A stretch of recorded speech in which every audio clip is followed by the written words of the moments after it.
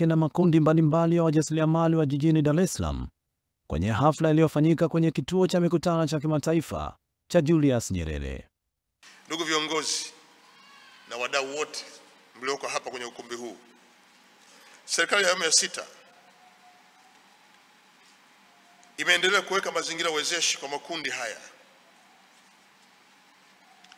kuwezesha makundi haya kushiriki kamilifu katika shughuli za kiuchumi, shughuli za kijamii wakati wote. Ndugu wajasiriamali, nataka niwahakikishie kwamba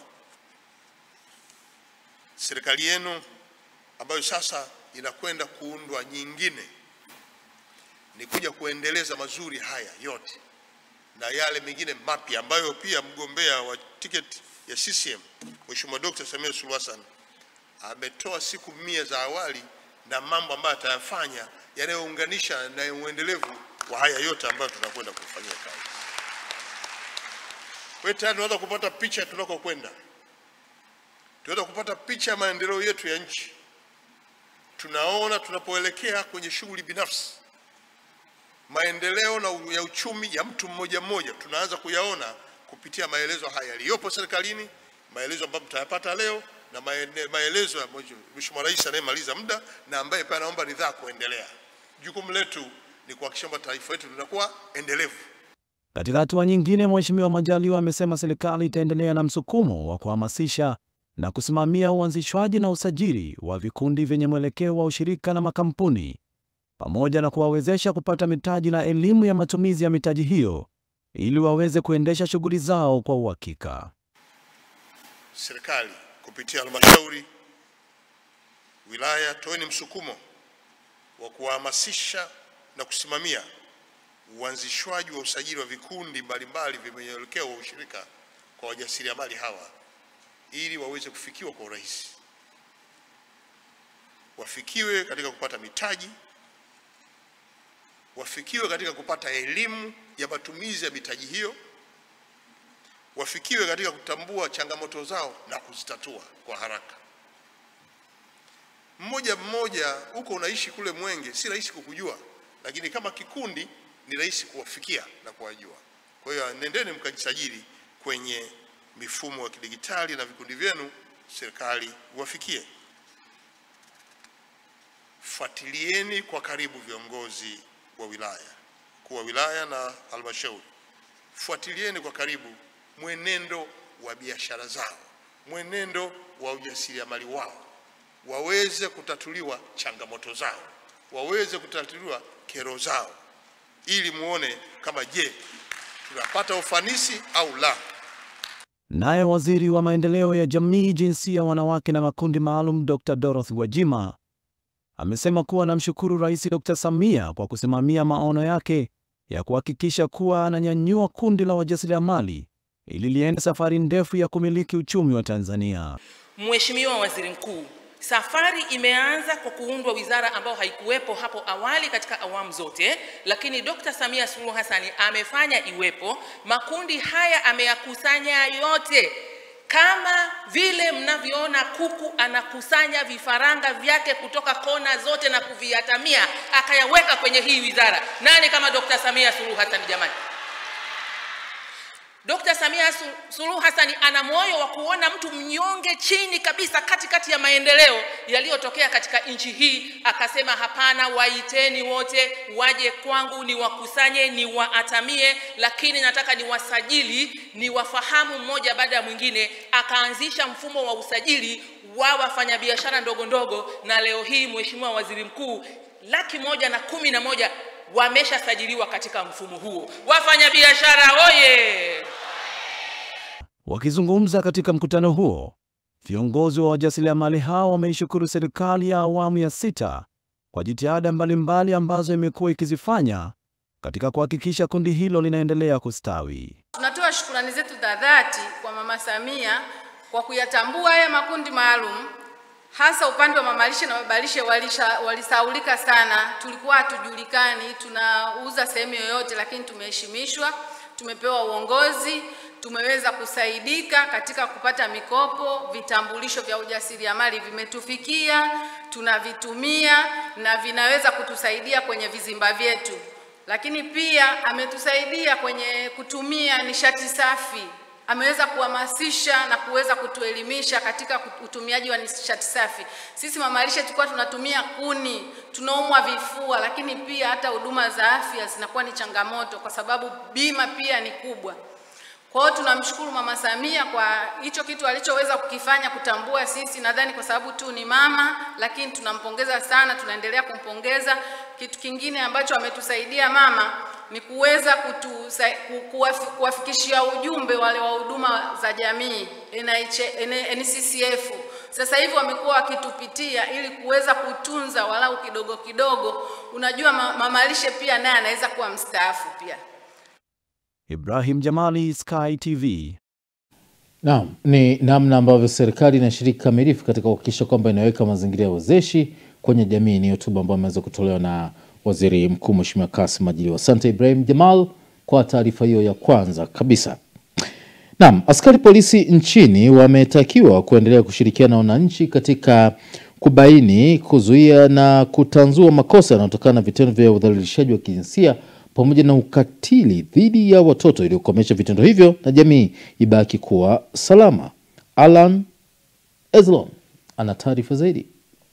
Akizungumza kwa niaba ya kamishna wa polisi Zanzibar, mkuu wa polisi jamii Zanzibar, kamishna msaidizi mwandamizi wa polisi SACP Jonas Mahanga kwenye mafunzo ya maafisa wakaguzi na askari wenye vyeo mbalimbali kuhusu utendaji wa madawati ya jinsia leo Oktoba 18, 2025 katika chuo cha polisi Zanzibar, ambapo amesema pamoja na jitihada zinazoendelea kufanywa katika kukabiliana na vitendo vya udhalilishaji, lakini bado vinaendelea kujitokeza kwa uchache kwenye baadhi ya maeneo, ambapo watendaji wa madawati wametakiwa kuendelea kuongeza juhudi za kutoa elimu kwa wananchi.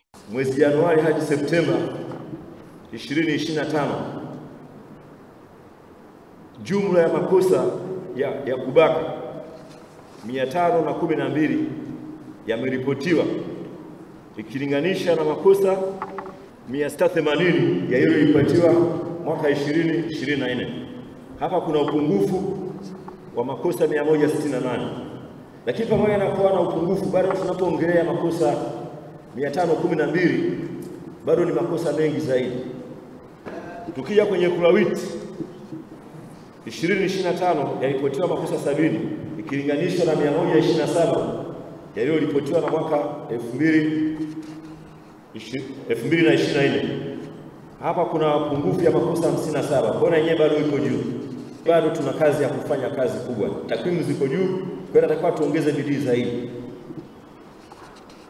Kwa pamoja na kazi zetu tunayoifanya, kwa niaba ya kamishna wa polisi Zanzibar, ni wasii wote kwa pamoja, wale ambao tuko kwenye shehia na wale ambao tuko mashuleni na sisi ambao ni viongozi wa himaya, tuweze kutekeleza majukumu yetu kwa kushirikiana ili tatizo tuendelee kulipunguza. Waweze kuchukua hatua za kinidhamu kama ambao tunashuhudia watendaji wa vitengo vingine pale ambapo wanakuwa wamekiuka utaratibu wa kazi. Naye mratibu wa kitengo cha dawati la jinsia makao makuu ya polisi, kamishna msaidizi wa polisi ACP Faidha Suleiman, amesema mafunzo haya yanalenga kuwajengea uwezo utendaji maafisa, wakaguzi na askari katika kubaini na kuzuia kukabiliana na makosa ya udhalilishaji na hatimaye kupunguza makosa hayo katika jamii. Na jukumu la kuzuia ukatili na kushughulikia ni jukumu letu sote. Kwa hiyo kilichotuleta hapa ni kukumbushana kuhusu masuala ya ukatili, lakini pia kukumbushana namna dawati la jinsia na watoto ndani ya jeshi la polisi linavyofanya kazi. Naam, asante Alan Eslon kwa taarifa hiyo. Naam, sasa kuelekea katika uchaguzi mkuu, kumekuwa na njia tofauti za kuhakikisha kwamba uchaguzi huu unafanyika kwa njia ya amani na usalama, ambapo kwa sasa tunaenda moja kwa moja mkoani Geita kujua nini ambacho kinachoendelea. Huko ni kuhusu jeshi la polisi katika mkoa wa Geita imeimarisha ulinzi na usalama kuelekea uchaguzi mkuu ujao na imesema kwamba hakuna mtu atakayeharibu uchaguzi huo. Michael Francis Bundala ana undani wa taarifa ifuatayo. Kamanda wa polisi mkoa wa Geita, kamishna msaidizi mwandamizi wa polisi Sakap Safia Jongo, ametoa taarifa hiyo wakati akizungumza na vyombo vya habari. Kamanda Jongo amesema kampeni za uchaguzi mkoani Geita zinaendelea na jeshi la polisi limejipanga kuhakikisha uchaguzi huo unafanyika kwa amani.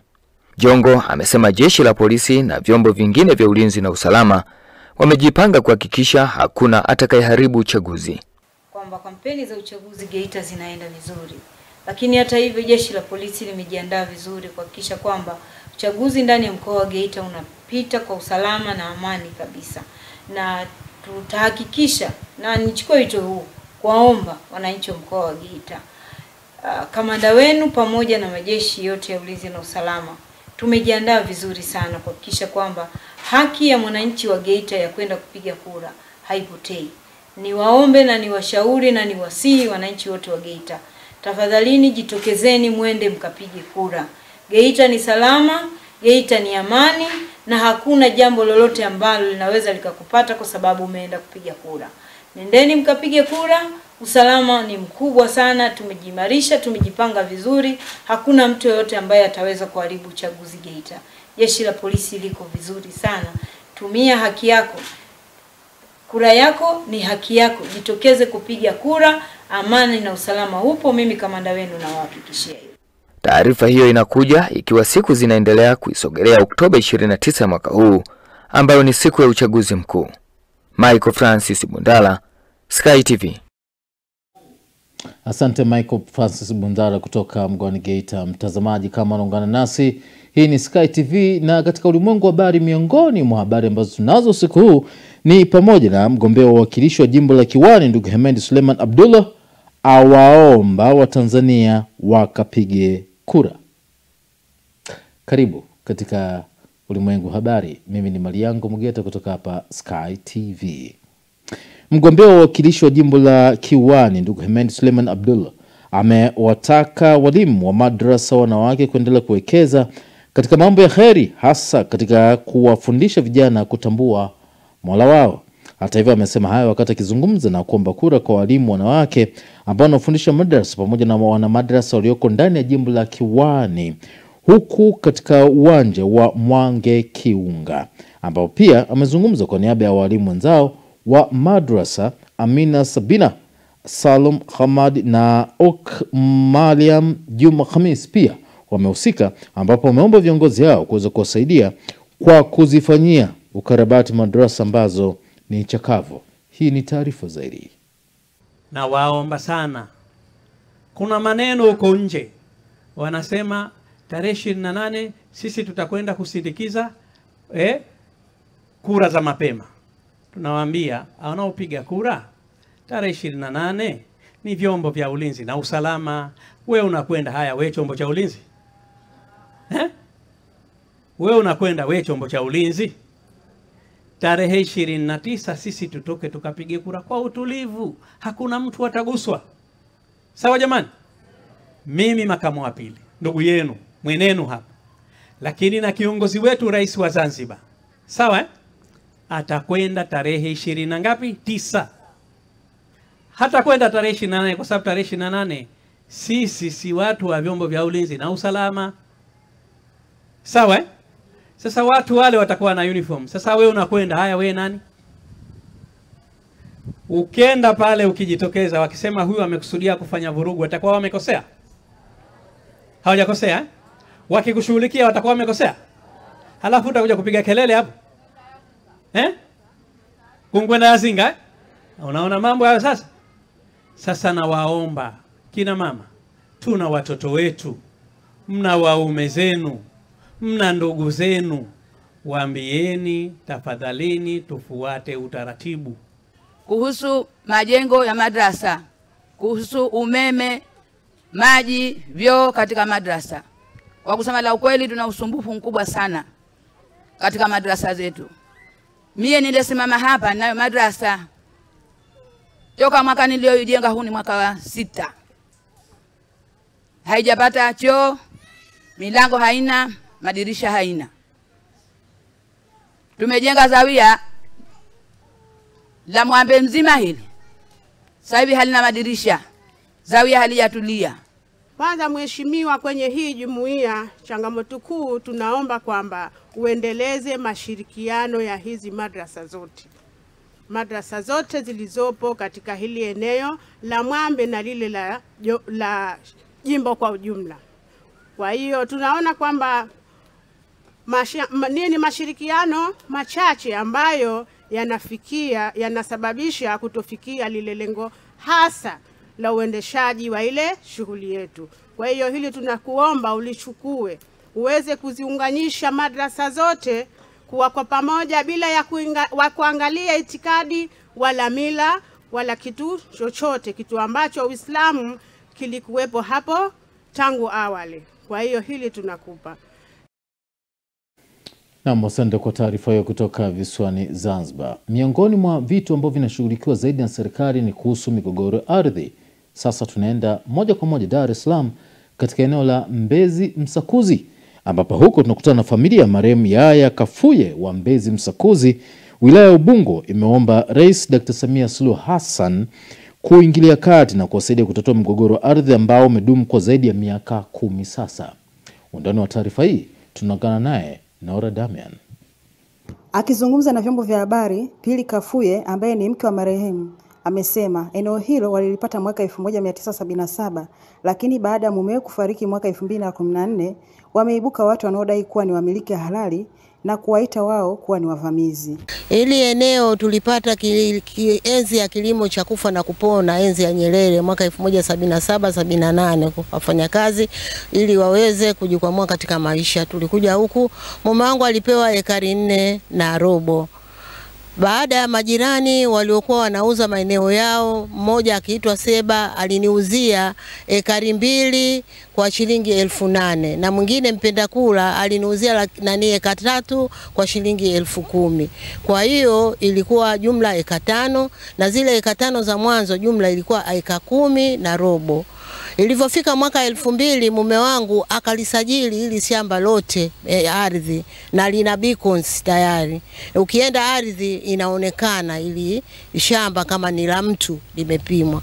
Imetokea 2014 kuna watu ambao hawajulikani walikotoka wakavamia kwenye hili shamba. Mimi naona naonewa na nyanyaswa kwa sababu sijui ni mjane. Mimi nilikuwa naomba mama Samia, mama mwanamke mwenzangu, kama unanisikia, mimi napata shida.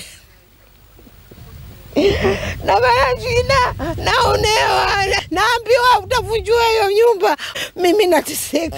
Yaani ningeomba hata kama marejeo irejewe ionekane kama nani mwenye haki. Shamba limepimwa mwaka 2001. Yeye kaja kufungua kesi mwaka 2015. Miaka 14 yote alikuwa wapi kama kweli ni eneo lake? Sasa mtu anakuja from nowhere, anakuja kutudhulumu kama hivi. Mama, chonde tuko chini ya miguu yako, tunaomba utusaidie vyovyote vile ambavyo utakavyoona ili tuweze kurudishiwa haki yetu hii halali tulikuwa tumemiliki toka zamani. Baadhi ya majirani na mjumbe wa eneo hilo wamekiri kuitambua familia hiyo na kuiomba serikali kufanya uchunguzi wa kina ili haki iweze kupatikana. Miaka mingi sana toka kipindi hicho, yani ni muda mrefu. Tunakuja huku bado tukiwa wadogo,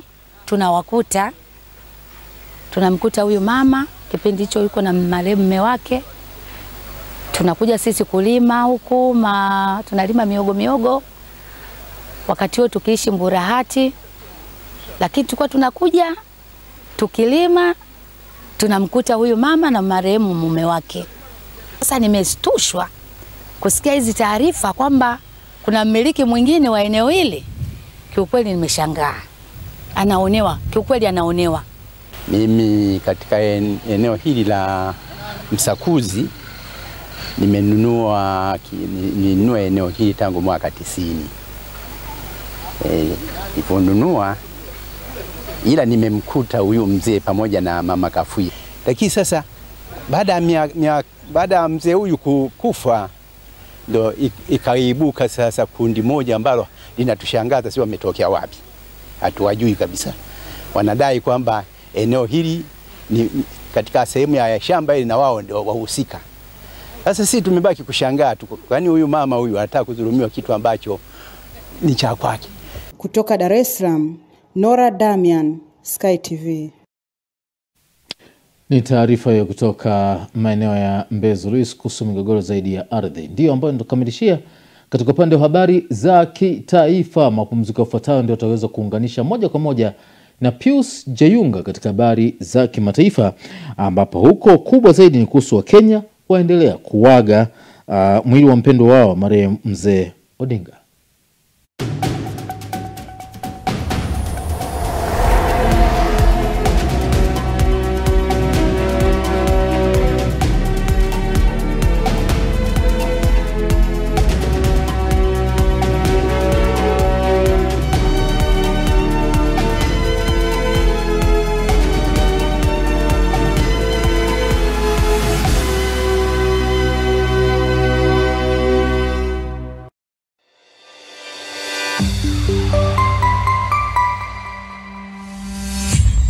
Sky TV.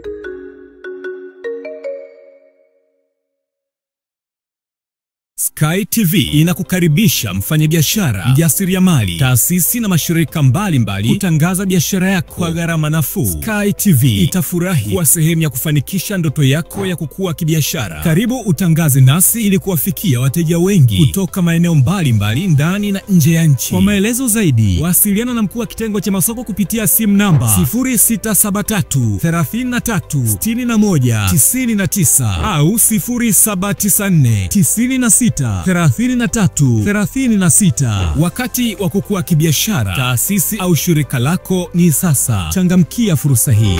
Sky TV, above the limit. Habari, jina langu ni Sarah kutoka ya ZIC. Kazi yangu ni kukuongoza katika kufanya maamuzi sahihi ya kujikinga wewe na mali yako dhidi ya majanga yasiyotarajiwa kwa kupata bima kutoka ZIC. Je, unaifahamu ZIC? ZIC ni shirika la bima lililoanzishwa mwaka 1969 kutoa huduma za bima kwa wananchi, taasisi za umma na binafsi kwa lengo la kulinda uchumi wa watu binafsi na nchi yetu kwa ujumla. Lengo letu ni kuwa kampuni ya bima inayoaminika na wateja na kutambulika kote Afrika Mashariki. Dhamira yetu ni kulinda na kuwawezesha wateja wetu kwa kuwapa huduma bora na za kuaminika. Baada ya utangulizi wangu, je, ungependa kujua kuhusu huduma zetu? ZIC tunatoa huduma za bima za mali na ajali, na kati ya hizi ni bima ya magari, bima ya wizi, bima ya moto, bima ya mizigo. Je, unazijua branchi zetu? Kuhakikisha tunawafikia wateja wetu nchi nzima, tunatoa huduma zetu kupitia ofisi zetu kuu zilizopo mtaa wa Mpirani pamoja na matawi yetu yafuatayo: Amani, Marhubi, Chake Chake, Dar es Salaam, Dodoma, Mwanza, Kahama, Arusha, Tanga, Mbeya na Mtwara. Unajua ni njia gani tunazotumia kuwapa wateja wetu huduma? Tunatoa huduma kupitia ofisi zetu, kupitia mawakala na madalali wa bima waliosajiliwa na Mamlaka ya Bima Tanzania, kupitia mawakala wa Bank Assurance na pia kupitia mitandao ya simu kupitia Voda Bima na Mix by Yas. Karibu ufurahie huduma zetu kwa masaa 24. Tunakujali.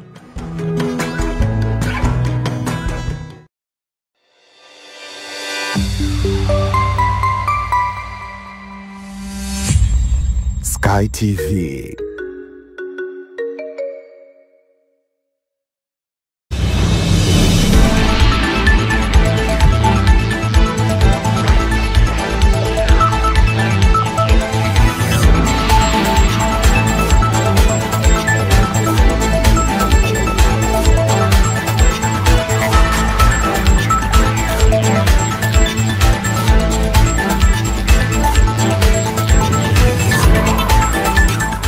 Habari za kimataifa.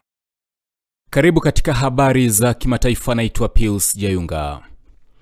Umati mkubwa wa waombolezaji umekusanyika leo Jumamosi katika mji wa magharibi mwa Kenya, Kisumu, ili kuaga mwili wa mwanasiasa mkongwe Raila Odinga. Maombolezo ya Odinga aliyefariki dunia Jumatano wiki hii yamegubikwa na ghasia na kusababisha vifo vya watu 5 mjini Nairobi kutokana na umati mkubwa wa watu uliojitokeza kumuaga. Kulikuwa na dalili za kutokea ghasia tena wakati jeneza la mwili wake lilipokaribia uwanja wa Kisumu, huku kundi kubwa la waombolezaji likikiuka vizuizi vya usalama na kupanda kwenye kuta. Vikosi vya usalama vililazimika kufyatua risasi siku ya Alhamis ili kutawanya umati mkubwa katika uwanja wa michezo jijini Nairobi ambako mwili wa Odinga ulipelekwa kuagwa. Maombi ya kitaifa yalifanyika jana Ijumaa na kuongozwa na Rais wa Kenya William Ruto. Odinga atazikwa kesho Jumapili katika eneo la Bondo karibu na kaunti ya Siaya.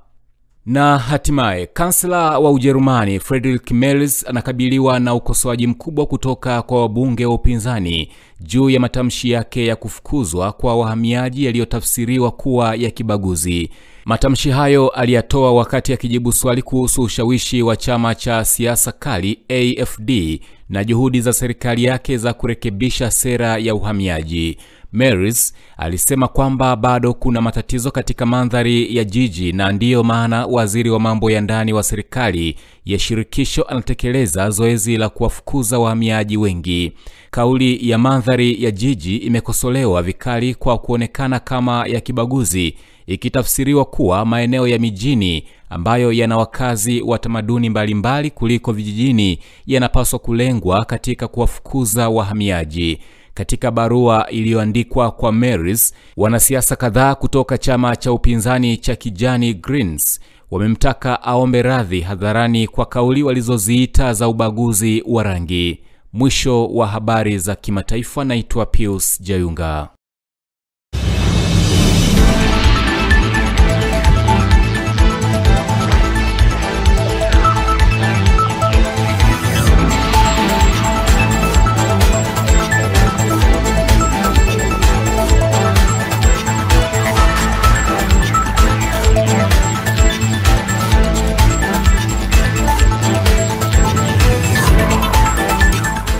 Habari za kimataifa.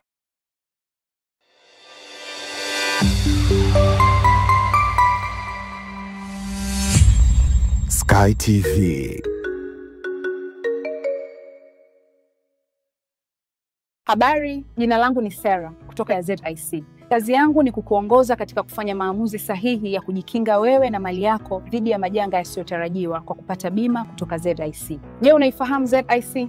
ZIC ni shirika la bima lililoanzishwa mwaka 1969 kutoa huduma za bima kwa wananchi, taasisi za umma na binafsi kwa lengo la kulinda uchumi wa watu binafsi na nchi yetu kwa ujumla. Lengo letu ni kuwa kampuni ya bima inayoaminika na wateja na kutambulika kote Afrika Mashariki. Dhamira yetu ni kulinda na kuwawezesha wateja wetu kwa kuwapa huduma bora na za kuaminika. Baada ya utangulizi wangu, je, ungependa kujua kuhusu huduma zetu? ZIC tunatoa huduma za bima za mali na ajali, na kati ya hizi ni bima ya magari, bima ya wizi, bima ya moto, bima ya mizigo. Je, unazijua branchi zetu? Kuhakikisha tunawafikia wateja wetu nchi nzima, tunatoa huduma zetu kupitia ofisi zetu kuu zilizopo mtaa wa Mpirani pamoja na matawi yetu yafuatayo: Amani, Marhubi, Chake Chake, Dar es Salaam, Dodoma, Mwanza, Kahama, Arusha, Tanga, Mbeya na Mtwara. Unajua ni njia gani tunazotumia kuwapa wateja wetu huduma? Tunatoa huduma kupitia ofisi zetu, kupitia mawakala na madalali wa bima waliosajiliwa na Mamlaka ya Bima Tanzania, kupitia mawakala wa Bank Assurance na pia kupitia mitandao ya simu kupitia Voda Bima na Mix by Yas. Karibu ufurahie huduma zetu kwa masaa 24. Tunakujali. Sky TV inakukaribisha mfanyabiashara, mjasiriamali, taasisi na mashirika mbalimbali kutangaza biashara yako kwa gharama nafuu. Sky TV itafurahi kuwa sehemu ya kufanikisha ndoto yako ya kukua kibiashara. Karibu utangaze nasi ili kuwafikia wateja wengi kutoka maeneo mbalimbali ndani na nje ya nchi. Kwa maelezo zaidi, wasiliana na mkuu wa kitengo cha masoko kupitia simu namba 0673 33 61 99 au 0794 96 3336. Wakati wa kukua kibiashara, taasisi au shirika lako ni sasa. Changamkia fursa hii. Sky TV, above the limit.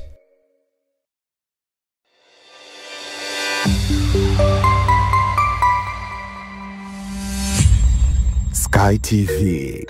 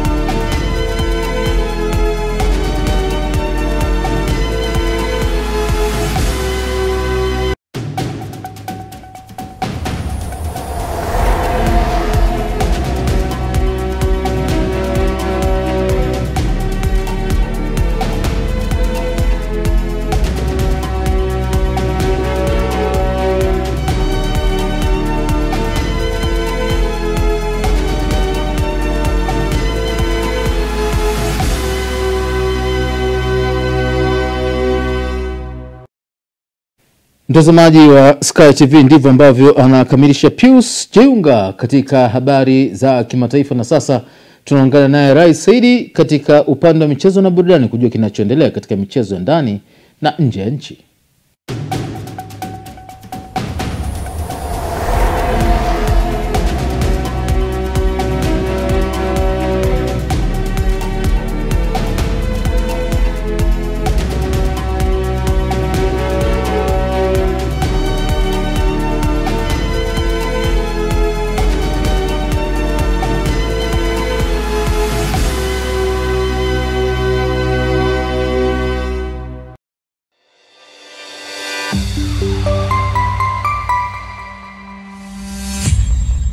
Sky TV.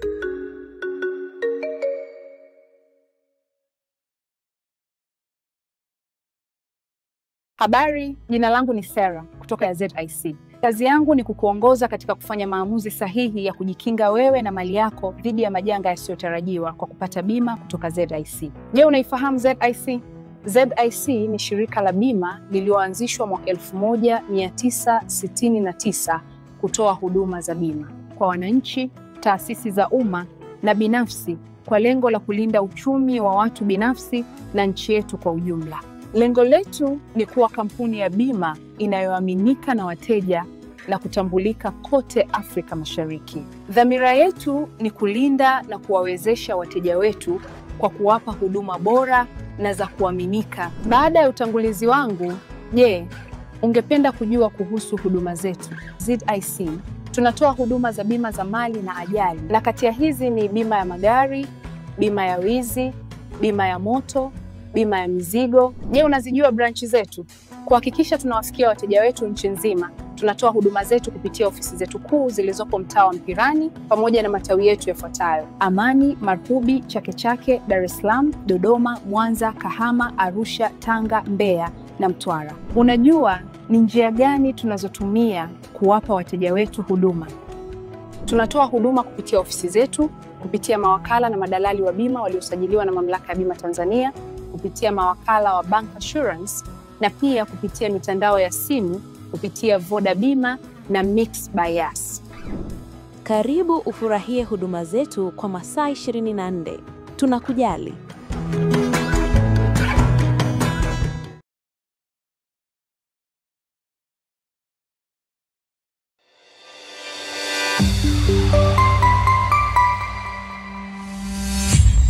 Sky TV.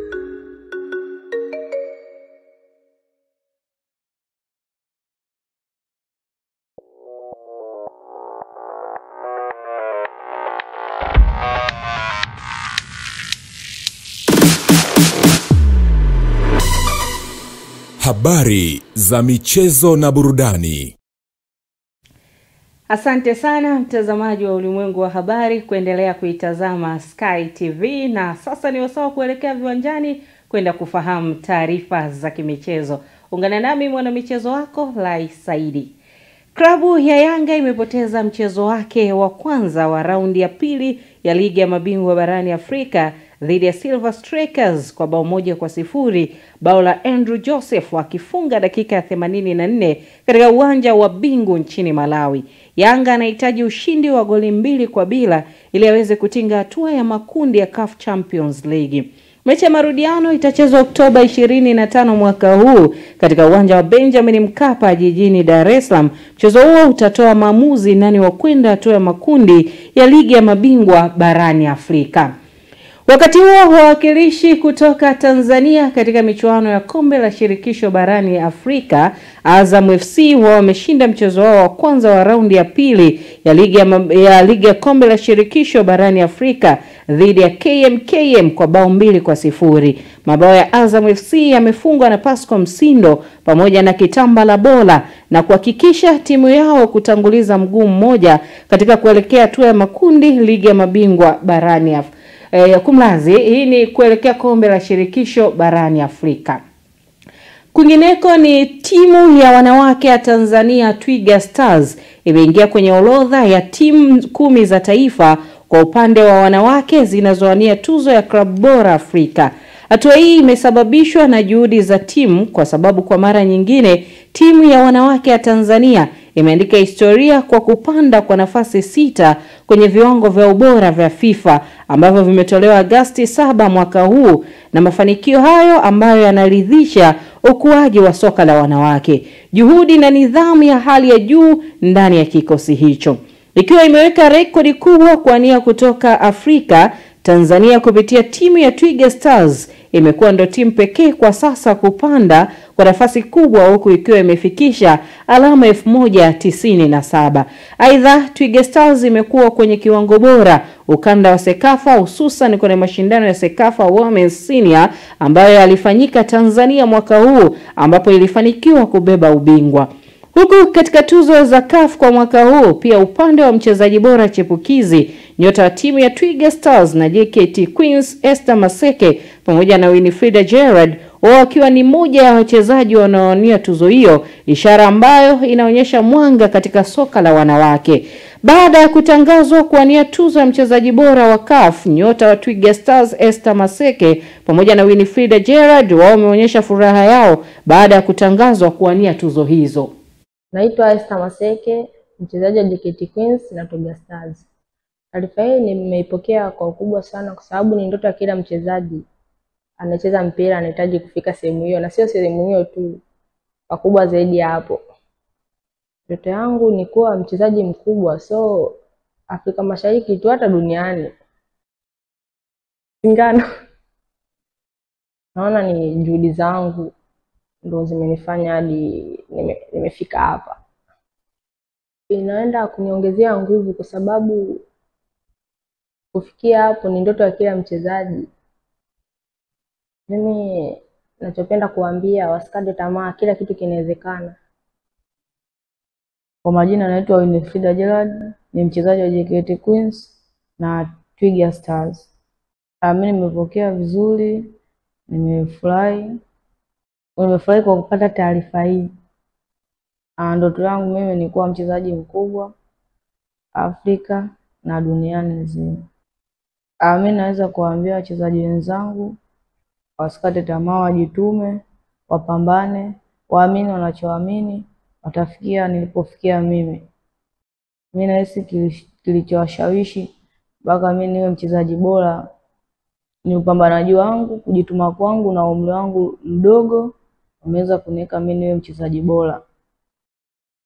Na katika mpira wa kikapu, ambapo timu ya Dar City Basketball imeanza vizuri kampeni zake za kufuzu kwa Basketball Africa League BAL kwa mwaka 2026 baada ya kuibuka na ushindi wa pointi 102 kwa 50 dhidi ya Jabal kutokea Comoros.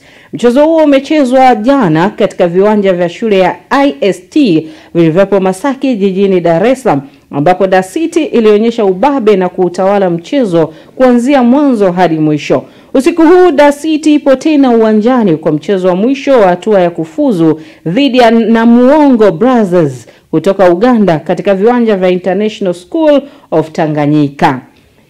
Tuelekee kimataifa, ambapo klabu ya Nottingham Forest ya nchini Uingereza imemfuta kazi kocha Ange Postecoglou kufuatia kipigo cha bao 3-0 dhidi ya Chelsea The Blues kwenye mchezo wa ligi kuu ya soka nchini Uingereza, mchezo ambao umepigwa katika uwanja wa City Ground. Postecoglou ametupiwa virago takriban siku 39 tu tangu achukue mikoba ya Nuno Espirito Santo kama kocha mkuu mpya wa klabu, akiongoza klabu hiyo kwenye mechi 8 bila ushindi wowote, akipokea vipigo 6 na sare 2 kwenye michuano yote. Nottingham Forest imeshindwa kupata ushindi. Shiriki ligi ya kikapu nchini Marekani NBA imetangaza kumsajili MVP wa zamani wa ligi hiyo Russell Westbrook akitokea Denver Nuggets. Marekani huyo mwenye umri wa miaka 36 ambaye msimu huu utakuwa msimu wake wa 18 NBA. Msimu uliopita akiwa na Denver Nuggets alikuwa na wastani wa alama 13.3, assist 6.1 na rebounds 4.9 katika michezo 75. Nyota huyo aliyeingia katika kikosi cha All Stars amejiunga na Sacramento Kings baada ya kuwa mchezaji huru mwezi Juni baada ya Diva Nugget kuondolewa katika nusu fainali ya Western Conference. Taarifa hiyo inatufikisha mwisho wa habari za michezo na burudani. Maliango Mugeta yupo tayari kuweza kukamilisha ulimwengu wa habari usiku huu, na mimi nikutakie weekend njema, ila kwa mashabiki wa Yanga basi sisemi.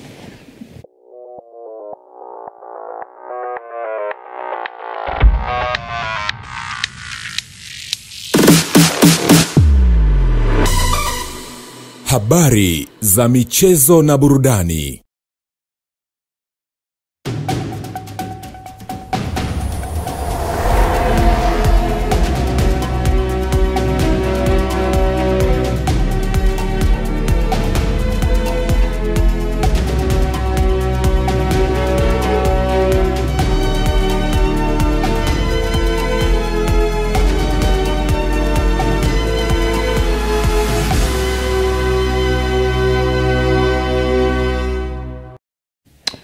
Na mtazamaji, ndivyo ambavyo nakamilisha la zaidi katika michezo na burudani kwa wakati huu. Kumbuka unatazama Ulimwengu Habari kutoka hapa Sky TV, na wakati huu ni wakati wa kuweza kutambua utabiri wa hali ya hewa kwa saa 24 zijazo kutoka mamlaka ya hali ya hewa nchini Tanzania TMA kuanzia usiku huu. Habari za usiku huu mpenzi mtazamaji. Karibu katika utabiri wa hali ya hewa saa 24 zijazo kuanzia saa 3 usiku huu. Kama unavyoletwa na mimi mchambuzi wako Amina Saleh. Na kwa siku ya kesho tunatarajia kuwa viwango vya juu vya joto ni kama inavyoonekana katika ramani hii, ambapo kiwango cha juu zaidi kinatarajiwa kuwa nyuzi joto 35 katika mkoa wa Katavi. Upepo wa bahari unatarajiwa kuvuma kwa kasi ya kilomita 20 kwa saa kwa pwani yote, na hali ya bahari ni mawimbi madogo. Katika ziwa upepo unatarajiwa kuvuma kwa kasi ya kilomita 30 kwa saa, na hali ya ziwa ni mawimbi makubwa kiasi. Baadhi ya maeneo yanayozunguka ziwa Victoria, hususan mikoa ya Kagera na Geita, kunatarajiwa kuwa na hali ya mawingu kiasi, mvua na ngurumo na vipindi vya jua katika maeneo machache. Visiwa vya Unguja na Pemba kunatarajiwa kuwa na hali ya mawingu kiasi, mvua nyepesi na vipindi vya jua katika maeneo machache. Na maeneo mengine nchi yaliyosalia yanatarajiwa kuwa makavu yenye mawingu kiasi. Kutoka mamlaka ya hali ya hewa tunasema asante kwa kuwa nasi na tunatakieni usiku mwema. Na utabiri wa hali ya hewa kwa saa 24 zijazo ndio ambao unatukamilishia ulimwengu wetu wa habari kwa muda huu. Lakini kabla ya kukamilisha ulimwengu wa habari, na kukumbusha tu habari ambazo tunazo usiku huu ni pamoja na Waziri Mkuu Mheshimiwa Kassim Majaliwa asema kwa serikali itaendelea kuweka mazingira wezeshi kiuchumi. Katika habari za kimataifa, mwili wa hayati Odinga wasili Kisumu kuagwa rasmi na ndugu pamoja na jamaa. Na katika michezo, ligi ya mabingwa Afrika, Yanga waduazwa huko Malawi kwa kufungwa goli moja kwa bila na Silver Stickers. Mtazamaji, tufuatilie katika mitandao ya kijamii YouTube, Instagram na Facebook, kuandika Sky International TV. Kwa niaba ya wote waliohusika katika maandalizi ya ulimwengu wa habari, mimi ni Maliango Mugeta nikutakie utazamaji mwema.